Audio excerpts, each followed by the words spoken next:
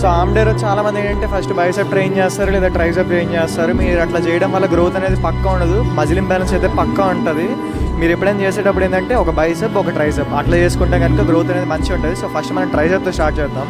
Tricep చేసేటప్పుడు ఏంటంటే ట్రైసెప్లో ఈ హెడ్ ఉంది కదా, ఇది లాంగ్ హెడ్ అంటారు, ఇది మీడియల్ హెడ్ అంటారు, ఇది షార్ట్ హెడ్ అంటారు. ఫస్ట్ లాంగ్ హెడ్ అనేది మనం ట్రైన్ చేసుకోవాలి. లాంగ్ హెడ్ చేయడానికి ఏంటంటే ఓవర్ హెడ్ మూమెంట్స్ అంటే ఏమొస్తుంది, ఓవర్ హెడ్ ఎక్స్టెన్షన్ లేదా స్కల్ క్రషెస్ చేసినా కూడా మీకు లాంగ్ హెడ్ అనేది మంచిగా పడుతుంది. అండ్ నెక్స్ట్ షార్ట్ హెడ్కి ఏంటంటే push down moments, rope push down, rod push down చేసినా కూడా మీ షార్ట్ అనేది మంచి ట్రైన్ అయితే ఉంటుంది అనమాట. మీ నెక్స్ట్ ఇంకా బైసెప్కి వచ్చేసరికి ఏంటంటే మీకు 2 హెడ్స్ ఉంటాయి. ఇటు సైడ్ అనేది షార్ట్ హెడ్, ఇటు సైడ్ అనేది షార్ట్ హెడ్, ఇటు సైడ్ అనేది లాంగ్ హెడ్ అనమాట.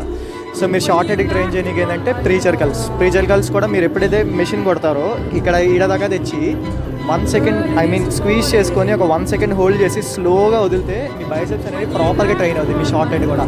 అండ్ నెక్స్ట్ లాంగ్ హెడ్ కోసం ఏంటంటే మీరు ఇన్క్లైన్ డంబల్ కల్స్ ఇట్లా పడుకొని కొడతారు చూడండి, ఇన్క్లైన్ జస్ట్ బేషన్ మీద, అట్లా ఇన్క్లైన్ డంబల్ కల్స్ కొట్టినా కూడా మీ లాంగ్ హెడ్ మంచిగా ట్రైన్ అవుతుంది.